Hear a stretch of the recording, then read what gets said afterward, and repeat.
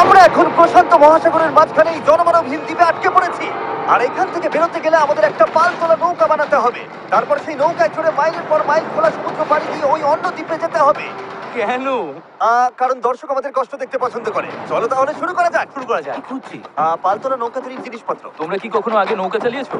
না, না। জানি আমাদের একটা ক্যাম্প বানাতে হবে। আমি এখনই ঘামতে শুরু করেছি। মনে হয় এই জায়গাটা ক্যাম্প করার জন্য ভালো হবে। হ্যাঁ, এখানেই করে। তোমরা দেখতে পাচ্ছ না কারণ এটা একটা 3D অ্যানিমেশন, কিন্তু আমাদের এরকমই বানাতে হবে। এটা তো অসম্ভব। মানে এটা বানাতে না পারলে আমরা এখানেই আটকে থাকবো। আমার মনে হয় তুমি সত্যি পাগল হয়ে গেছো। নৌকাটা বানানোর আগে আমাদের কিছু সরঞ্জাম জোগাড় করতে হবে এবং একটা শেল্টার বানাতে হবে, যাতে এই দ্বীপে ভেসে যাবার আগেই আমরা এখান থেকে বেরোতে পারি।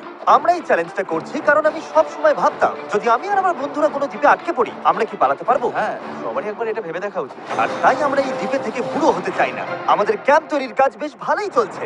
আমরা ক্রেটটা খুলেছি যেখানে বেঁচে থাকার জন্য কিছু জরুরি জিনিস রয়েছে। এই জলটা দেখে হয়তো অনেক মনে হচ্ছে, কিন্তু আপাতত এটাই আমাদের একমাত্র সম্বল। আর সত্যি বলতে এটা বানাতে আমাদের কতদিন লাগবে আমি নিজেও জানি না, কারণ বাস্তবে তো আমরা একজন ইউটিউবার যারা শূন্য থেকে একটা শেল্টার বানানোর চেষ্টা করছি। দেখো, এটা একটু উঁচুতে বসানো উচিত। চ্যান্ডলার, একটা আইডিয়া আছে। তাই নাকি? চলো করা যাক।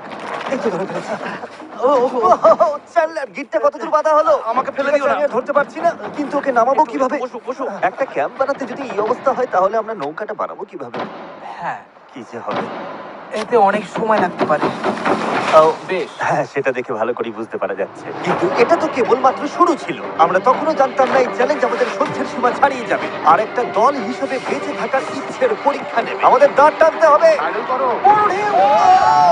সূর্যাস্ত খুব তাড়াতাড়ি হয়ে গেল, তাই আমরা খুব সাবধানে আগুন জ্বালালাম। ওটা ফেলে দাও। আর তারপর একটা প্ল্যান করলাম। নোলান, তুমি কখনো নৌকা বানিয়েছো? না। জান্নার, তুমি?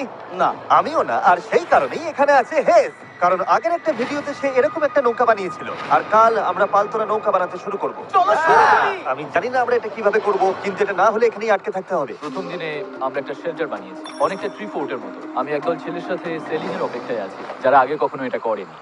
যেহেতু হেজি একমাত্র জানে সে কি করছে, তাই দ্বিতীয় দিন সকালে সেই একমাত্র ছিল যে নৌকার কাজ করছিল। কি করছো ভাই? এখান থেকে যাওয়ার চেষ্টা করছি। সবাই তো এখনো ঘুম থেকে উঠতেই পারেনি, তুমি বোট বানাচ্ছো? করছোটা কি? এটা আমাদের ছোট্ট একটা মডেল। এখানে থাকবে দুটো হাল, তার উপর বসবে ক্রস বিম গুলো, আর ঠিক এখানে আমাদের মাস্তুল থাকবে।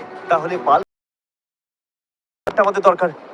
আমার শার্ট কেন? আমার পুরো শার্টটা লাগবে না। ও, ঠিক আছে ভাই, আমি নিজেই দিয়ে দিচ্ছি। দেখা যাক এটা ভাসে কিনা। এটা ভাসছে।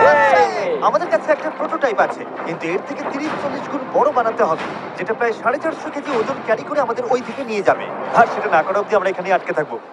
তাহলে তো এখনই কাজে লাগতে হবে। প্রথমে আমাদের সরঞ্জাম জোগাড় করতে হবে। নৌকা বানানোর সবচেয়ে ভালো জিনিস কি জানো? বাঁশ। কারণ বাঁশ খুব হালকা, তাই এটা জলে সহজে ভাসে। ভালো বাঁশ পাওয়া গেলে কাজটা সহজ হবে, কিন্তু সব বাঁশ এই জঙ্গলের অনেক গভীরে আছে, আর আমি জানি না আমাদের জন্য ভেতরে কি বিপদ লুকিয়ে আছে। হেজ সবাইকে কিছু একটা বলতে চায়, বলো। ওকে, তো আমাদের